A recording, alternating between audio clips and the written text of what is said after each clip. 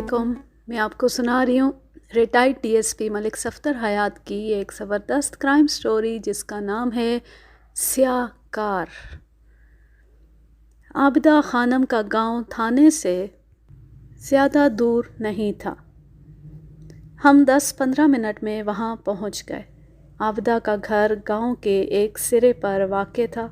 वो गांव से अलग थलग तो नहीं था, ताहम वो गांव का किनारा था। इसके बाद खेतों का सिलसिला शुरू हो जाता था। चंद खेतों के बाद रेलवे लाइन गुज़रती थी। ये रेलवे लाइन मेन रूट की नहीं थी और बहुत कम मसरूफ़ रहती थी। इसी लाइन के किनारे गांव का कब्रिस्तान भी आबाद था। आबिदा खानम का घर ऐसी जगह पर वाक़ था कि उस घर के सहन में बाहर से कोई भी शे बआसानी फेंकी जा सकती थी। घर की चारदीवारी ज़्यादा ऊंची नहीं थी। सहन वाले हिस्से के दाएं बाएं वाली दीवारें लगभग 5 फुट बुलंद थी। वो 10 मरले पर मुश्तमिल एक आम सा घर था। अकबी हिस्से में 2 कमरे पहलू ब पहलू बने हुए थे, जिनके आगे एक तवील बरामदा था। फिर सहन शुरू हो जाता। वो खासा कुशादा सहन था। घर के सामने वाले हिस्से में भी 2 कमरे नज़र आ रहे थे, एक कदरे छोटा और दूसरा बड़ा। बड़ा कमरा बैठक के तौर पर इस्तेमाल होता था, जबकि छोटे कमरे में आबिदा के शौहर मंसूर हुसैन की करियाने की दुकान थी। घर का दाखिली दरवाज़ा उसी दुकान और बैठक के दरमियान वाक़ था। जो लोग मरलों का हिसाब नहीं जानते, वो उस मकान के रकबे को लगभग 250 गज़ तसव्वुर कर लें। घर के सहन के ऐन वस्त में नीम का एक सायादार दरख्त था। सहन की मशरकी दीवार के साथ बावर्ची खाना और बाथरूम बने हुए थे, जिनकी छतें ज़्यादा ऊंची नहीं थीं, ताहम वो 5 फुट दीवार से कदरे बुलंद थी। हम घर के अंदर पहुंच चुके तो आबिदा खानम हमें सीधा उस मकाम तक ले गई जहां उसके बयान के मुताबिक कटी हुई स्याह मुर्गियों के 4 सर पड़े हुए थे। ये मकाम नीम के दरख्त से थोड़े फासले पर बरामदे के नज़दीक था। मज़कूरा मकाम का मग़रबी दीवार से ज़्यादा फ़ासला नहीं था। मेरे जहन में चूँकि पहले से शक मौजूद था, इसलिए फ़ौरी तौर पर यही ख़याल आया कि मुर्गियों के कलखियों वाले वो 4 सर मग़रबी दीवार के ऊपर से घर के सहन में फेंके गए होंगे। उस दीवार से आगे आबादी नहीं थी और लगभग 500 गज़ आगे जाकर गांव का कब्रिस्तान शुरू हो जाता था। आबिदा खानम उन 4 स्याह सरों की जानिब इशारा करते हुए हैजानी लहजे में बोली, देख लें थानेदार साहब, ये सब जादुई चक्कर नहीं तो और क्या है। आबिदा का शौहर मंसूर हुसैन दुकान छोड़कर घर के अंदर आ गया था। वो मिस्कीन सूरत वाला एक आम सा शख्स था। मैंने पहली नज़र ही में अंदाज़ा लगा लिया कि वो अपनी बीवी के काबू में है। ऐसे शौहर अपनी बीवियों के सामने दम मारने की जुर्रत नहीं कर सकते। उर्फ़े आम में इस किस्म के शौहरों को ज़न मुरीद भी कहा जाता है। मैंने आबिदा के सवाल का जवाब देने के बजाय मंसूर हुसैन से पूछा, मंसूर हुसैन, तुम इस सिलसिले में क्या कहते हो? किस सिलसिले में जी? वो हमंदकों की तरह मुझे देखने लगा।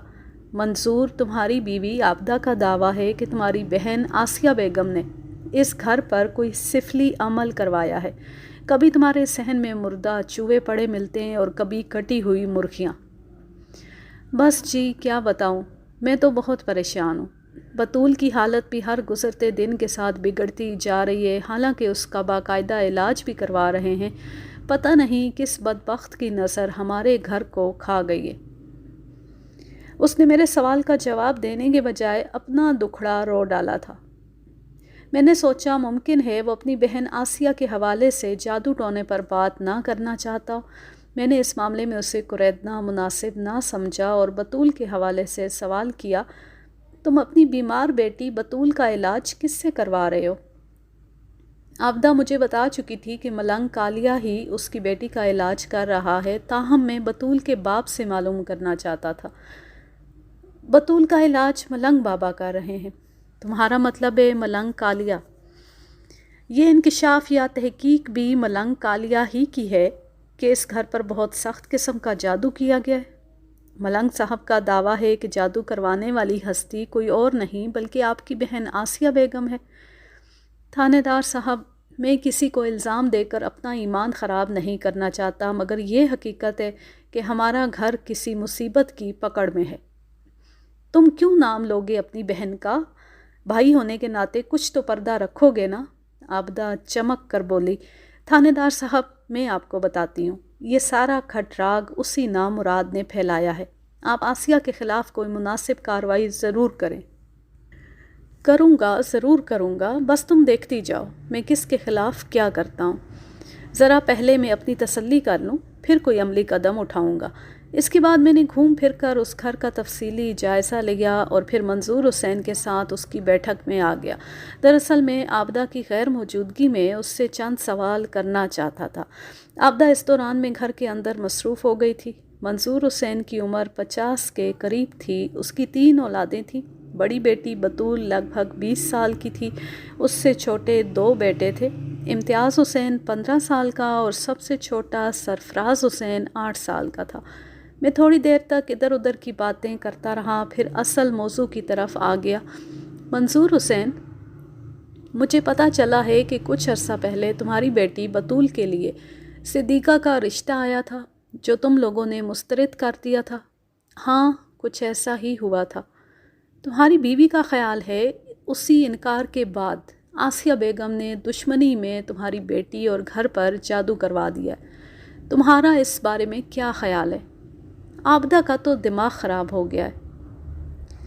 اس کے ساتھ ہی اس نے سہمی ہوئی نظر سے بیٹھک کے دروازے کو دیکھا، جیسے اسے ڈر ہو کہ کہیں عابدہ اپنے بارے میں اس کے خیالات سے آگاہ نہ ہو جائے۔ مطمئن ہونے کے بعد اس نے کہا، میں اس سلسلے میں بہن آسیہ کو قصوروار نہیں سمجھتا۔ وہ اس قسم کی نیچ حرکت نہیں کر سکتی۔ عابدہ نند بھابھی کی روایتی کشیدگی کے باعث ایسا سوچتی ہے، ورنہ آسیہ بطول کی دشمن نہیں ہو سکتی۔ ہاں، ایک بات میں ضرور کہوں گا، یہ تو میں محسوس کر رہا ہوں کہ ہمارے گھر پر کسی نے کوئی سفلی عمل ضرور کروایا ہے۔ تم یہ کس بنا پر محسوس کرتے ہو؟ مردہ چوہے، کٹی ہوئی مرغیاں اور کالی بلی کی لاش دیکھ کر تو ایسا نہیں سوچ رہے۔ یہ بات بھی ہے اور اس کے علاوہ بھی کچھ ہے۔ اس کے علاوہ کیا ہے؟ بطول کی سمجھ میں نہ آنے والی بیماری۔ تم نے اپنی بیٹی کو کسی سیانے اور تجربہ کار معالج کو دکھایا ہوتا تو شاید اس کی بیماری سمجھ میں آ جاتی۔ ملنگ بابا کافی سیانے آدمی ہیں، ان کا علاج باقاعدگی سے جاری ہے۔ ہم بابا کی دی ہوئی دوا پابندی سے بطول کو کھلا رہے ہیں۔ مجھے اس کی سادگی آمیز جہالت پر غصہ تو بہت آیا، تاہم میں نے ڈانٹ ٹپٹ کے بجائے قدرے سخت لہجے میں کہا، تم نے اپنی بیٹی کا علاج کسی ڈاکٹر یا حکیم سے کیوں نہیں کروایا؟ یہ عابدہ ہی کی ضد تھی۔ اس کا خیال تھا کہ ملنگ بابا ہر قسم کے علم کے ماہر ہیں، وہ جادو کا توڑ بھی کریں گے اور بطول کا علاج بھی کریں گے۔ مگر ملنگ کالیہ کے علاج کا ابھی تک کوئی مثبت نتیجہ برآمد نہیں ہوا۔ اس کے باوجود بھی تم لوگ اسی پر تکیہ کیے بیٹھے ہو۔ انہوں نے یقین دلایا ہے کہ انشاءاللہ سب ٹھیک ہو جائے گا۔ ملنگ بابا کا ٹھکانہ کس طرف ہے؟ قبرستان کے نزدیک۔ میں ملنگ کالیہ سے بھی ملوں گا، ذرا معلوم تو ہو وہ کس مرض کا علاج کر رہا ہے۔ اس سے ملاقات کے بعد ہی حقیقت حال کا علم ہو سکے گا۔ منظور حسین نے نہ تو اس ارادے کو سراہا اور نہ ہی مجھے اس خیال سے باز رہنے کو کہا۔ وہ ایک بے وقوف قسم کا مرد تھا۔ عابدہ نے اسے اس قدر دبا کر رکھا ہوا تھا کہ بعض اوقات تو وہ حواس باختہ دکھائی دیتا تھا۔ منظور، سچ سچ بتاؤ، تم لوگوں نے صدیقہ کا رشتہ کیوں ٹھکرایا تھا؟ تمہاری بیوی نے مجھے بتایا تھا کہ صدیقہ کسی بھی طور بطول کے جوڑ کا نہیں تھا، اس لیے اس رشتے سے انکار کیا گیا تھا، جبکہ میں صدیقہ سے بھی ایک ملاقات کر چکا ہوں۔ وہ قبول صورت اور معقول لڑکا ہے۔ آپ کا خیال بالکل درست ہے تھانے دار صاحب، صدیقہ بہت اچھا لڑکا ہے۔ یہ میں اس لیے نہیں کہہ رہا کہ وہ میرا بھانجا لگتا ہے، بلکہ در حقیقت وہ معقول لڑکا ہے۔ اس کے باوجود بھی تم لوگوں نے اس کے رشتے سے انکار کر دیا۔ بس جی، کیا بتاؤں، میری طرف سے تو انکار نہیں تھا، لیکن عابدہ نہیں مانی اور تم نے اپنی بیوی کے سامنے ہتھیار پھینک دیے۔ وہ شرمندہ سی صورت بنا کر بولا، کچھ ایسا ہی سمجھ لیں۔ میں نے اس کی بے بسی کو محسوس کرتے ہوئے گفتگو کا زاویہ تھوڑا سا بدل دیا اور پوچھا، آبدہ کے آمادہ نہ ہونے کی وجہ کہیں یہ تو نہیں تھی کہ وہ بطول کی شادی کہیں اور کرنا چاہتی ہے؟ ہاں، کچھ ایسی ہی بات ہے۔ وہ اپنی بیٹی کو کہاں بیاہنے کی خواہاں ہے۔ اس نے کھل کر تو کچھ نہیں بتایا، لیکن میرا اندازہ ہے کہ وہ اپنی بہن شکیلہ کے بیٹے طارق سے بطول کی شادی کرنا چاہتی ہے۔ میرے ذہن میں ایک اور نکتہ روشن ہو گیا۔ بطول کے حوالے سے ایک اور فریق سامنے آیا تھا۔ جادوئی واقعات کے ضمن میں طارق اور اس کے گھر والوں کو بھی نظر انداز نہیں کیا جا سکتا تھا۔ عابدہ کی بہن شکیلہ کی رہائش کہاں ہے؟ وہ بھی اسی پنڈ میں رہتی ہے۔ طارق کیا کام کرتا ہے؟ اس کے کپڑے کی دکان ہے۔ اسی گاؤں میں؟ نہیں، شروع میں تو اس کی دکان یہیں پر تھی، مگر اب وہ اپنے کاروبار کو قصبے کے بڑے بازار میں لے گیا ہے۔ وہاں اس کی دکان زیادہ چلنے لگی ہے اور ظاہر ہے آمدنی بھی زیادہ ہو رہی ہے۔ میں نے منظور حسین سے شکیلہ کے گھر کا پتہ بھی سمجھ لیا اور قصبے کے مین بازار میں طارق کی دکان کے بارے میں بھی معلوم کر لیا۔ اسی کی زبانی پتہ چلا کہ طارق روزانہ رات کو گھر آتا ہے اور صبح قصبے والی دکان پر جاتا ہے۔ مزید کچھ وقت وہاں گزارنے کے بعد میں اس گھر سے نکل آیا۔ میں نے رخصت ہونے سے پہلے انہیں تسلی دی تھی کہ جس حد تک بھی ممکن ہو سکا میں ان کی مدد ضرور کروں گا۔ میرے کہنے پر انہوں نے مرغیوں کی وہ کٹی ہوئی 4 گردنیں صحن سے اٹھا کر باہر پھینک دی تھیں۔ واپسی کے سفر میں حوالدار جمعہ خان نے پوچھا، ملک صاحب اب کس طرف چلنا ہے؟ میں نے مزاح کے رنگ میں کہا، تمہارے پاس کون کون سی طرفیں ہیں؟ فی الحال تو جناب 3 طرفیں ہیں، آسیہ بیگم کا گھر، شکیلہ کا گھر اور ملنگ کالیا کا ٹھکانہ۔ تم ٹھیک کہہ رہے ہو، مگر بات یہ ہے جمعہ خان کہ ہم یہاں سے سیدھے تھانے جائیں گے۔ عابدہ خانم اور منظور حسین کو جس قسم کی صورتحال درپیش ہے، اس کے پیچھے کوئی مکار اور عیار ذہن کام کر رہا ہے۔ مجھے تو اس میں کسی جادو ٹونے کا ہاتھ نظر نہیں آتا۔ اگر ہم اس شخص کا کھوج لگا لیں تو دودھ کا دودھ اور پانی کا پانی ہو سکتا ہے۔ اور وہ عیار اور مکار شخص کون ہو سکتا ہے؟ اور اس تک ہم کیسے پہنچ سکتے ہیں؟ اس کے سوالات بہت اہم تھے۔ جمعہ خان، اب تک جو حالات میرے سامنے آئے ہیں ان کے پیش نظر اس سارے معاملے میں مجھے ملنگ کالیا کا غالب ہاتھ نظر آ رہا ہے، لیکن اسے براہ راست چھیڑنا مناسب نہیں ہوگا۔ ایسے پیشہ ور لوگ بعض اوقات بہت خطرناک ثابت ہوتے ہیں، کیونکہ ان کے مرید اور مریض ان پر اندھا یقین رکھتے ہیں۔ وہ ان کے خلاف کچھ سننے اور ماننے کو تیار نہیں ہوتے۔ اندھی عقیدت اکثر بڑے مسائل کھڑے کر دیتی ہے۔ پھر تفتیش کی گاڑی آگے کیسے بڑھے گی ملک صاحب؟ دیکھو جمعہ خان، اگر ہم یہ معلوم کرنے میں کامیاب ہو جائیں کہ یہ مرغیاں کہاں سے آ رہی ہیں جو عابدہ کے صحن میں پائی جا رہی ہیں، تو شاید کچھ مفید معلومات حاصل ہو جائیں۔ شہروں میں جس طرح مرغیوں کی دکانیں ہوتی ہیں جہاں مرغی کا گوشت یا زندہ مرغی فروخت ہوتی ہے، اس طرح کی کوئی کہانی گاؤں دیہات میں نہیں ہوتی۔ وہاں تقریباً ہر گھر میں مرغیاں پالی جاتی ہیں تاکہ مرغی کا گوشت اور انڈے گھر کے ہو جائیں۔ جن اکا دکا گھروں میں مرغیاں نہیں ہوتی، وہ لوگ اناج کے بدلے دوسروں سے مرغی اور انڈے حاصل کر لیتے ہیں۔ بہت سے لوگوں کو یہ سن کر حیرت ہوگی کہ گاؤں دیہات میں ضروریات زندگی کی بہت سی اشیاء اناج کے بدلے حاصل ہو جاتی ہیں۔ روپیہ پیسہ ابھی وہ اہمیت حاصل نہیں کر سکا جو حال شہروں میں دیکھنے میں آتا ہے۔ اگر عابدہ خانم کے گھر کے صحن میں کٹی ہوئی مرغیاں پائی جا رہی تھیں تو وہ کہیں نہ کہیں سے تو حاصل کی جا رہی تھیں، اور ظاہر ہے وہ یا تو خریدی جا رہی ہوں گی یا پھر چوری کی جا رہی ہوں گی۔ ملک صاحب، ان مرغیوں کی آمد کے بارے میں جاننے کے لیے آپ کے ذہن میں کوئی آئیڈیا ہے؟ فی الحال تو کوئی آئیڈیا نہیں، تھانے چل کر اس سلسلے میں کچھ سوچتے ہیں۔ اگر آپ یہ معاملہ میرے حوالے کر دیں تو میں آپ کو یقین دلاتا ہوں کوئی مثبت حل آپ کی خدمت میں ضرور پیش کروں گا۔ ٹھیک ہے جمعہ خان، میں تمہیں اپنی صلاحیتیں آزمانے کا پورا موقع دوں گا۔ تم اپنے طور پر کوئی لائحہ عمل تیار کر کے اس منصوبے پر کام شروع کر دو۔ وہ خوش ہو گیا، اس کے دل کی مراد بر آئی تھی۔ آج کل تھانوں میں اچھا خاصا سٹاف دیکھنے میں آتا ہے اور شہری حدود کے تھانوں میں تو خاصی بھاری نفری موجود ہوتی ہے، مگر ہمارے زمانے میں یہ تعداد کافی کم ہوتی تھی، اور وہ بھی گاؤں دیہات کے تھانوں میں۔ وہاں تو صورتحال کچھ زیادہ ہی خراب ہوتی تھی، چنانچہ تھانے میں موجود ہر اہلکار ہر کام کرنے کے لیے ہر وقت تیار رہتا تھا۔ یہ نہیں دیکھا جاتا تھا کہ کون سا کام حوالدار کے کرنے کا ہے اور کون سا اے ایس آئی یا ایس آئی کے کرنے کا۔ عملے کا ہر فرد اپنا فرض سمجھ کر پوری ذمہ داری سے تعاون کے لیے ہر وقت تیار رہتا تھا۔ ہم جب تھانے پہنچے تو شام ہونے والی تھی۔ عابدہ خانم ایک مرتبہ پھر میرے سامنے بیٹھی ہوئی تھی۔ وہ چہرے سے خاصی پریشان اور حواس باختہ نظر آتی تھی۔ اب نیا کیا ہو گیا ہے؟ آپ نے اب تک میری کسی بات کا یقین نہیں کیا تھانے دار صاحب، مگر اب پانی سر سے اونچا ہو گیا ہے۔ اگر آپ نے آسیہ بیگم کو نہ روکا تو سب کچھ تباہ ہو کر رہ جائے گا۔ تم نے میرے سوال کا جواب نہیں دیا۔ کیا کوئی نئی صورتحال پیش آ گئی ہے؟ کچھ نہ پوچھیں جی، آج ہمارے گھر کے صحن میں نیم کے درخت کے پاس ایک مردہ کتا پڑا ملا ہے، اور وہ بھی کالے رنگ کا۔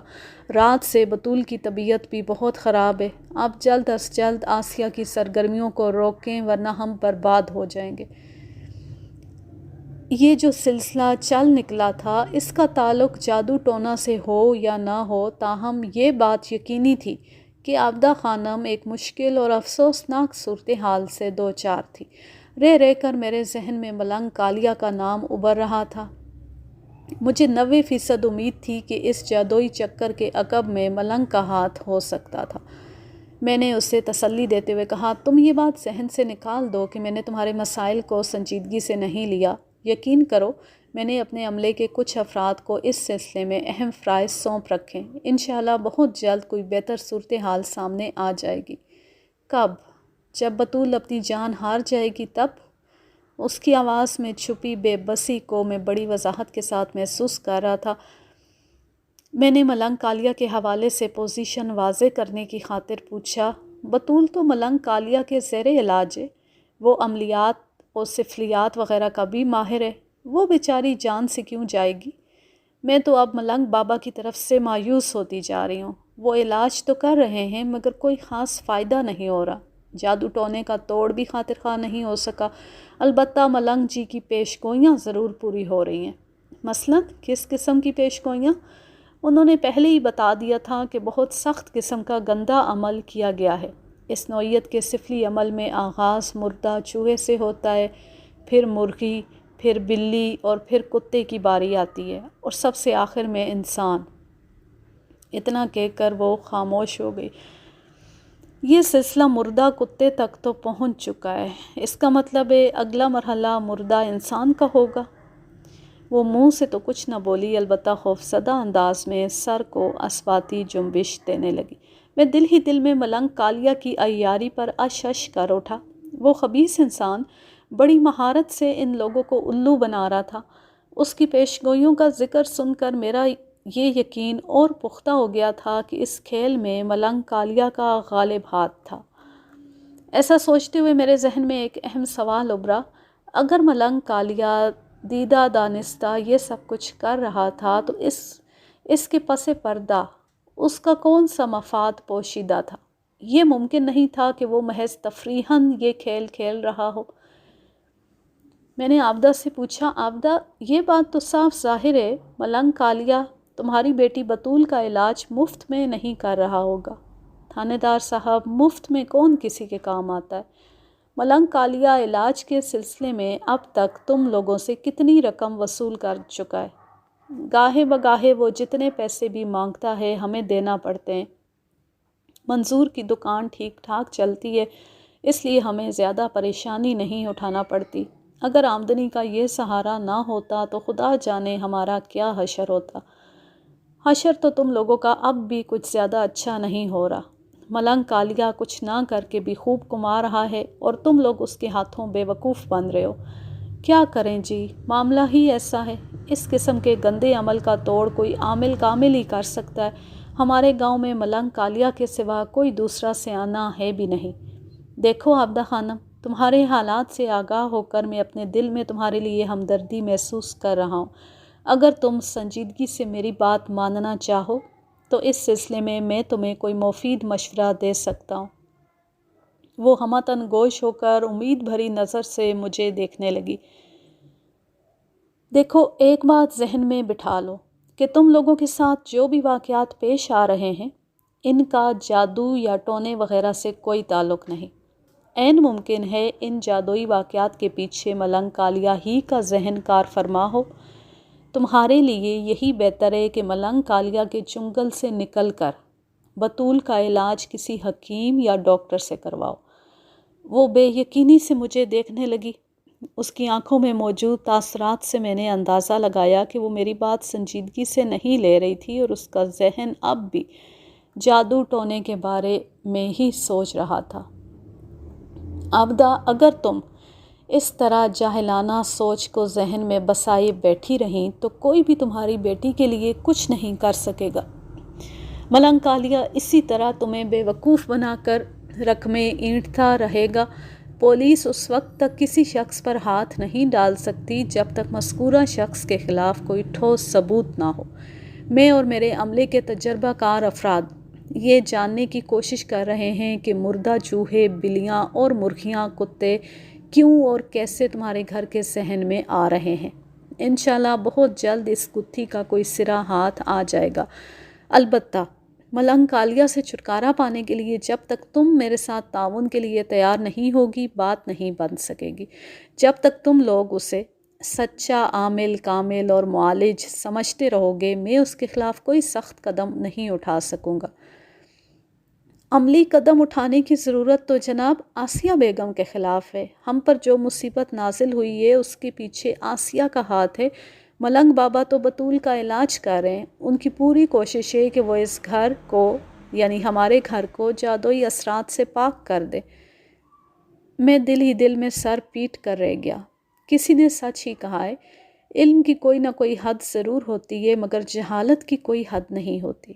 کوئی بھی شخص بے حد و حساب اور بے شمار اور بے اندازہ جاہل ہو سکتا ہے۔ میرے سامنے بیٹھی عابدہ خانم اس کی ایک زندہ مثال تھی۔ اس کے ریکارڈ کی سوئی ایک مخصوص مقام پر اٹک گئی تھی۔ میں اس کی حالت پر افسوس کرنے کے سوا اور کیا کر سکتا تھا؟ میں نے اسے تسلی دیتے ہوئے فقط اتنا ہی کہا، تم بے فکر ہو کر گھر جاؤ، میں جلد از جلد تمہارے مسئلے کا کوئی حل نکالتا ہوں۔ وہ مجھے دعائیں دیتے ہوئے رخصت ہو گئی۔ اس کے جانے کے بعد میں نے حوالدار جمعہ خان کو اپنے پاس بلایا اور اس کی کوششوں کی رپورٹ مانگی۔ وہ چہرے سے خاصا پرجوش نظر آ رہا تھا۔ ملک صاحب، میں نے ایک نہایت اہم آدمی کا سراغ لگایا ہے۔ کون ہے وہ اہم آدمی؟ اس کا نام تو خوشی محمد ہے مگر خوشیہ کے نام سے مشہور ہے۔ یہ خوشیہ اہم کیوں ہے؟ اس کی وجہ شہرت اس کا ککڑی چور ہونا ہے۔ تمہارا مطلب ہے مرغی چور؟ بالکل یہی مطلب ہے ملک صاحب۔ یہ شخص کہاں کا رہنے والا ہے اور اس نے کس کس کی مرغیاں چرائی ہیں؟ خوشیہ نامی یہ ککڑی چور اسی گاؤں میں رہتا ہے جہاں عابدہ خانم اور آسیہ بیگم کے گھر ہیں۔ اس نے اسی گاؤں کے مختلف گھروں سے مرغیاں چوری کی ہیں۔ میں نے اس سلسلے میں کافی لوگوں کو ٹٹولا ہے اور مجھے پتہ چلا ہے کہ گاہے بگاہے ان کی مرغیاں غائب ہوتی رہی ہیں۔ کیا تم نے اس سلسلے میں خوشیہ سے بات کی ہے؟ ابھی میں نے خوشیہ کو ٹچ نہیں کیا ملک صاحب۔ پھر تمہیں کیسے یقین ہے کہ وہ مرغیاں خوشیہ ہی نے چرائی ہوں گی؟ میں نے اپنے طور پر کچھ تحقیق کی ہے۔ گاؤں میں خوشیہ کی شہرت ایک چور کی سی ہے، خصوصاً لوگوں کی مرغیاں چراتے ہوئے تو وہ کئی مرتبہ دیکھا گیا ہے، جبھی تو وہ گاؤں میں ککڑی چور مشہور ہو گیا ہے۔ ملک صاحب، اگر ہم خوشیہ کو تھانے بلا کر تھوڑی سی سختی کریں تو وہ سب کچھ صاف صاف بک دے گا۔ ہمیں عابدہ خانم والے معاملے میں کسی اور شخص کی تلاش ہے جو اپنے پاس مفت کی بہت سی مرغیاں رکھتا ہو۔ آپ کا اس بارے میں کیا خیال ہے؟ میں تمہارا ہم خیال ہوں جمعہ خان۔ تم پہلی فرصت میں خوشیہ کو پکڑ کر تھانے لے آؤ۔ جو حکم ملک صاحب۔ میں 1 گھنٹے کے اندر اندر خوشی محمد عرف خوشیہ کو آپ کی خدمت میں پیش کرتا ہوں۔ پھر اپنے وعدے کے مطابق جمعہ خان نے واقعی 1 گھنٹے کے اندر خوشیہ کو میرے سامنے حاضر کر دیا۔ میں سمجھ رہا تھا وہ کوئی پکی عمر کا شخص ہوگا، مگر میری توقع کے برخلاف اس کی عمر 14-15 سال سے زیادہ ہرگز نہیں تھی۔ وہ نوجوان، دبلا پتلا اور دراز قامت تھا۔ حلیے کے اعتبار سے وہ آوارہ نظر آتا تھا۔ میں نے گرجدار آواز میں اس سے سوال کیا، خوشیہ، جانتے ہو تمہیں یہاں کیوں لایا گیا ہے؟ جناب، اصلی بات تو آپ کو ہی معلوم ہوگی، مگر میں محسوس کر رہا ہوں کہ مجھے چوری وغیرہ کے سلسلے میں تھانے لایا گیا ہے۔ تمہارے احساسات بالکل درست ہیں۔ مجھے امید ہے کہ تم نے یہ بھی اندازہ کر لیا ہوگا کہ تمہیں کس قسم کی چوری کے ضمن میں پکڑا گیا ہے۔ میرا خیال ہے ککڑیاں چرانے کے سلسلے میں۔ تم خاصے ذہین بندے ہو، اور میں توقع کر رہا ہوں تم سے جو بھی پوچھا جائے گا اس کا درست اور سیدھا جواب دو گے۔ جی ضرور تھانے دار صاحب۔ اگر تم نے ہمیں چکر دینے کی کوشش کی یا کوئی غلط بیانی سے کام لیا تو یاد رکھنا، ہمارے پاس ٹیڑھے لوگوں کو سیدھا کرنے کے 101 گر ہیں۔ ہم نہیں چاہتے تم اس کم عمری میں کسی اذیت ناک مرحلے سے گزرو۔ تمہارے لیے مناسب یہی ہوگا کہ جو پوچھا جائے سچ سچ بتا دو۔ آپ فکر نہ کریں، میں جھوٹ نہیں بولوں گا۔ آپ پوچھیں جو پوچھنا چاہتے ہیں۔ خوشیہ، پچھلے 1-2 ماہ میں گاؤں کے مختلف لوگوں کی مرغیاں چوری ہوئی ہیں، خصوصاً کالی مرغیاں، اور ہمیں شک ہے یہ کارروائی تم نے ہی کی ہے۔ کیا میں سچ کہہ رہا ہوں؟ یہ کام تو میں کرتا ہی رہتا ہوں۔ تم یہ غلط کام کیوں کرتے ہو؟ یہ میری روزی روٹی کا ذریعہ ہے۔ چوری شدہ مرغیاں میں دوسرے گاؤں میں جا کر فروخت کر دیتا ہوں، اس طرح کچھ آمدن ہو جاتی ہے۔ میں نے اس بحث میں پڑھنا مناسب نہیں سمجھا کہ وہ چوری چکاری جیسا غلط کام کیوں کرتا ہے، اس کے بجائے کوئی ڈھنگ کا کام کیوں نہیں کرتا۔ یہ میرا مقصد تھا بھی نہیں۔ میں نہایت احتیاط سے اس سے اپنے مطلب کی باتیں اگلوانا چاہتا تھا۔ کیا کبھی ایسا بھی ہوتا ہے کہ چوری شدہ مرغیاں تم دوسرے گاؤں کے بجائے اپنے ہی گاؤں کے کسی فرد کے ہاتھ فروخت کر دو؟ عام طور پر ایسا نہیں ہوتا۔ اس کا مطلب ہے خاص طور پر ایسا ہو سکتا ہے۔ جی۔ کیا تم مجھے بتاؤ گے تم کس طریقے سے مرغیاں پکڑتے ہو؟ مجھے یقین ہے وہ کوئی عام سا طریقہ تو نہیں ہوگا۔ آپ بالکل ٹھیک کہہ رہے ہیں۔ عام طریقے سے مرغی قابو کرنے میں یہ خطرہ موجود ہوتا ہے کہ مرغی شدید مزاحمت کے طور پر ککڑانا شروع کر دے، اس طرح دوسرے لوگ متوجہ ہو سکتے ہیں۔ اس کے بعد خوشیہ نے مرغیاں پکڑنے کے 2 کامیاب طریقے بتائے۔ پہلا طریقہ سادہ اور آسان تھا۔ کوئی گیلا تولیہ اچانک مرغی پر ڈال دیا جائے، اس طرح بوکھلاہٹ میں وقتی طور پر مرغی سانس لینا بھول جاتی ہے۔ متوحش حالت میں اس مرغی کو آسانی سے قابو کر لیا جاتا ہے۔ دوسرا طریقہ قدرے پیچیدہ اور مشکل تھا، مگر یہ زیادہ فائدہ مند بھی تھا۔ اس طریقے کے مطابق چھوٹے سائز کی ایک کوڑی میں دھاگا پھنسا کر اس کو پھندے کے طور پر استعمال کیا جاتا ہے۔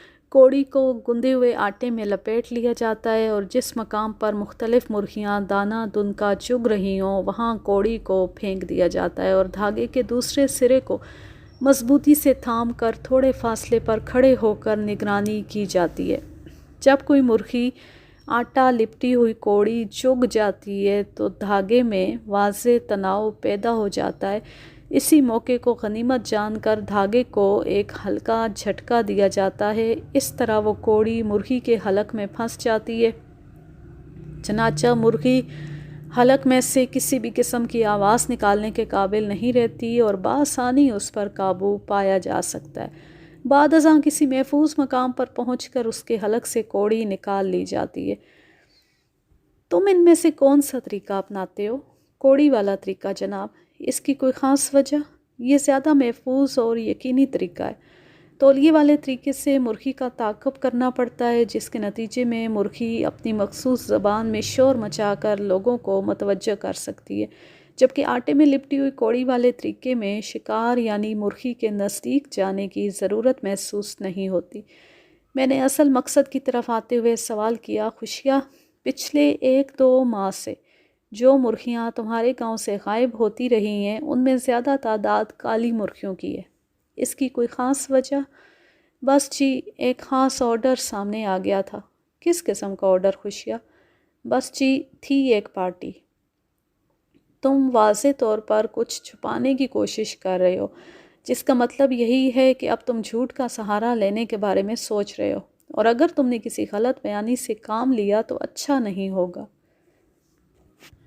جناب، میں نے مرغیاں چراتے وقت کبھی اس بات کا خیال نہیں رکھا تھا کہ وہ کالی ہیں یا سفید، بھوری ہیں یا چتکبری۔ میں تو مرغی چور ہوں۔ مرغیاں چرانا میرا کام ہے، چاہے وہ کسی بھی رنگ یا نسل کی ہوں۔ کالی مرغیاں میں خاص طور پر ایک شخص کی فرمائش پر چوری کر رہا ہوں۔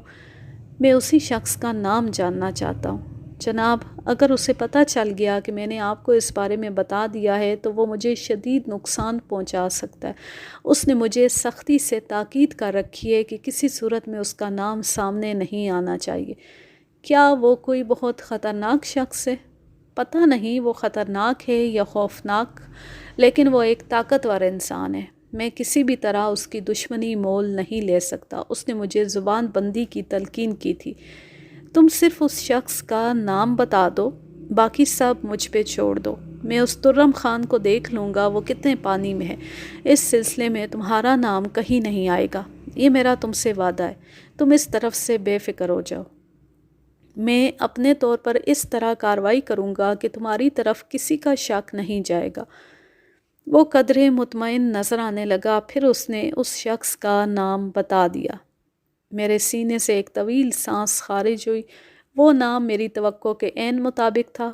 خوشیہ کے توسط سے کالی مرغیاں چرانے والا شخص کوئی اور نہیں بلکہ ملنگ کالیا تھا۔ مجھے شروع ہی سے ملنگ پر شبہ تھا۔ میں اس قسم کے جعلی عاملوں اور پیروں فقیروں کی رگ رگ سے واقف ہوں اور ان کے طریقہ واردات سے آگاہ ہوں۔ اب یہاں پر ایک سوال پیدا ہوتا تھا، اگر ملنگ کالیا عابدہ خانم کے گھر کو جادو زدہ ثابت کرنے کے لیے مختلف ہتھ کنڈے آزما رہا تھا تو اس میں اس کا کون سا مفاد پوشیدہ تھا؟ ایک بات تو سامنے کی تھی اور عابدہ بھی مجھے بتا چکی تھی، ملنگ کالیا بطول کے علاج معالجے اور جادو ٹونے کے کھاتے میں ان سے گاہے بگاہے رقمیں وصول کرتا رہتا تھا، مگر ذہن اس سے بھی آگے سوچ رہا تھا۔ مجھے یوں محسوس ہو رہا تھا جیسے اس کے مقاصد کچھ اور بھی ہوں۔ میں نے خوشیہ سے کہا، تم کالی مرغیاں چرا کر ملنگ کالیا کے حوالے کرتے تھے یا کسی اور شخص کو دیتے تھے؟ جناب، اس سلسلے میں ملنگ بابا کی مجھ سے براہ راست کبھی بات نہیں ہوئی۔ ملنگ کے ڈیرے پر اس کا ایک خادم ہوتا ہے، اس کا نام حنیف ہے اور وہ ایک آنکھ سے کانا ہے۔ اسی شخص نے مجھ سے کہا تھا کہ ملنگ بابا کو کالی مرغیوں کی ضرورت ہے۔ میں جب بھی ملا حنیف کانا ہی سے ملا تھا۔ کیا تمہیں کچھ اندازہ ہے کہ ملنگ کالیا ان مرغیوں کا کیا کرتا ہوگا؟ ملنگ جادو ٹونے اور عملیات کا ماہر ہے جناب۔ ممکن ہے وہ کالی مرغی کے خون سے کوئی عمل کرتا ہو۔ میں اس سلسلے میں کچھ نہیں جانتا۔ ملنگ کالیا حکمت وغیرہ کا کام بھی کرتا ہے۔ یہ بھی ہو سکتا ہے وہ کالی مرغی کو کسی کشتے یا نسخے میں استعمال کرتا ہو۔ مجھے میرے کام کا اچھا معاوضہ مل رہا تھا، اس لیے میں نے اس سلسلے میں اپنا دماغ کھپانے کی کوشش نہیں کی کہ ملنگ بابا مجھ سے حاصل شدہ کالی مرغیوں سے کیا کرتا ہوگا۔ پہلے میرے ذہن میں یہ خیال آیا کہ ممکن ہے ملنگ کالیا خوشیہ ہی سے وہ مرغیاں وغیرہ عابدہ کے گھر کے صحن میں پھینکواتا ہوگا، لیکن خوشیہ کے بیان نے میرے خیال کی تردید کر دی تھی۔ ملنگ کالیا کے خدمتگار حنیف کانا کا نام سامنے آیا تو دھیان اس حوالے سے اس کی طرف چلا گیا۔ ملنگ اپنے کانے خادم سے یہ کام کروا سکتا تھا۔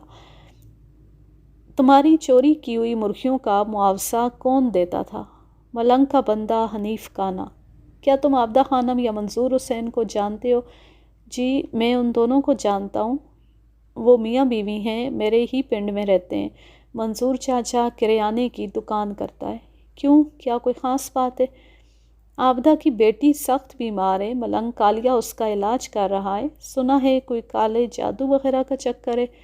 ہاں جی، یہ تو میں نے بھی سنا ہے۔ پورے گاؤں میں یہ مشہور ہے کہ بطول کی پھپھی آسیہ بیگم نے اس گھر، خاص طور پر بطول پر، جادو ٹونا کروا دیا ہے، مگر تھانے دار صاحب مجھے تو اس بات میں کوئی سچائی نظر نہیں آتی۔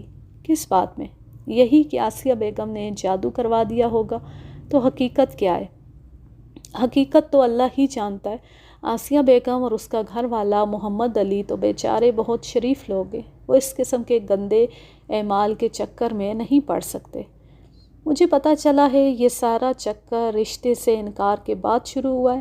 عابدہ نے آسیہ کے بیٹے صدیقہ کا رشتہ ٹھکرا دیا تھا۔ جواب میں انتقام کے طور پر آسیہ نے اس گھر اور بطول پر سفلی عمل کروا دیا۔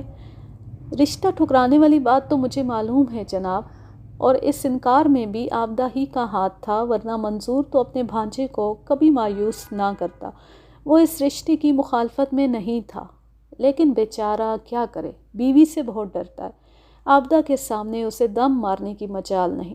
اس کے بعد وہ تھوڑی دیر تک آسیہ بیگم اور عابدہ خانم کے بارے میں اپنی معلومات کا دریا بہاتا رہا، جس کے مطابق آسیہ بیگم ایک سیدھی سادی گھریلو عورت تھی، جبکہ آسیہ کی بھابھی عابدہ خاصی تیز ترار عورت تھی۔ خوشیہ اپنا تفصیلی بیان ختم کر چکا تو میں نے پوچھا، کیا تم نے کبھی ملنگ کالیہ کو دیکھا ہے؟ کئی بار دیکھا ہے جناب۔ اس سے کبھی ملے ہو کسی کام کے سلسلے میں؟ ایسا اتفاق کبھی نہیں ہوا، بس دور دور سے دیکھا ہے۔ اس کا مطلب ہے تم کبھی اس کے ڈیرے یا آستانے پر نہیں گئے؟ جی بالکل ٹھیک کہہ رہے ہیں، ملنگ کالیہ کا ڈیرا قبرستان کے نزدیک ہے۔ میں ریلوے لائن کے ساتھ ساتھ چلتے ہوئے کئی مرتبہ اس کے ڈیرے کے پاس سے گزرا ہوں، مگر آستانے کے اندر جانے کا کبھی اتفاق نہیں ہوا۔ ملنگ کالیہ کی جھلک میں کئی مرتبہ دیکھ چکا ہوں۔ ٹھیک ہے خوشیہ، تم نے جتنی باتیں مجھے بتائی ہیں ان میں اگر ایک بھی غلط یا جھوٹی نکلی تو بس سمجھ لو میں تمہاری کھال کھینچ کر اسے کانٹوں والی بیری پر پھیلا دوں گا۔ تھانے دار صاحب، میں نے آپ سے ذرا بھی جھوٹ نہیں بولا، خدا پاک کی قسم میں نے آپ کو ساری باتیں 16 آنے سچ بتائی ہیں۔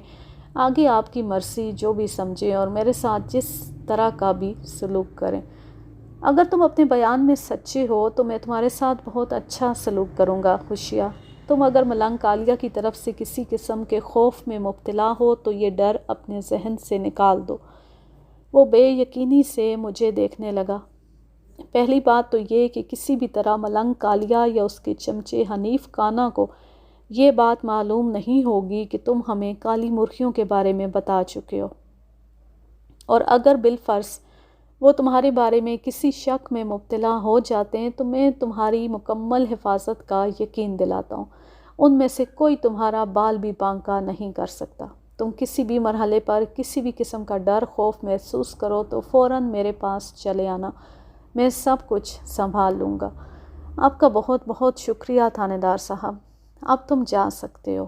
وہ اٹھ کر کھڑا ہو گیا، پھر وہ جانے کے لیے مڑا تو میں نے تاکیدی انداز میں کہا، خوشیہ تم اپنے کسی بھی عمل یا حرکت سے یہ ظاہر نہیں ہونے دو گے کہ تم ہمارے پاس تھانے آئے تھے اور میں نے تم سے ملنگ کالیہ اور کالی مرغیوں کے حوالے سے پوچھ گچھ کی تھی، خاص طور پر ملنگ کالیہ اور اس کے چیلے حنیف کانا کو اس ملاقات کی بھنک بھی نہیں پڑنا چاہیے۔ آپ فکر نہ کریں جناب، میں آپ کی ہدایت پر پورا عمل کروں گا، اور یہ بات بھی یاد رکھنا اب بھی اگر ملنگ کالیہ یا حنیف کانا تم سے کسی قسم کی خدمت لینا چاہے تو تم انکار نہیں کرو گے، لیکن کوئی بھی عملی قدم اٹھانے سے قبل تم مجھے اس کی اطلاع ضرور دو گے۔ جی تھانے دار صاحب، میں یہ بات یاد رکھوں گا۔ بس تو پھر ٹھیک ہے، اب جو بھی ہوگا میں بھگت لوں گا، تم عام سے انداز میں اپنا کام جاری رکھو۔ وہ سلام کر کے رخصت ہو گیا۔ آج کے لیے بس اتنا ہی، اب میں لیتی ہوں آپ سے اجازت۔ چاہ رہیں خوش رہیں، شاد و آباد رہیں، ہنستے مسکراتے رہیں، اور اگر یہ کہانی یا میرا انداز پسند آئے تو اس چینل کو سبسکرائب کر لیں اور اس ویڈیو کو زیادہ سے زیادہ شیئر کیجیے۔ اللہ حافظ، اللہ نگہبان۔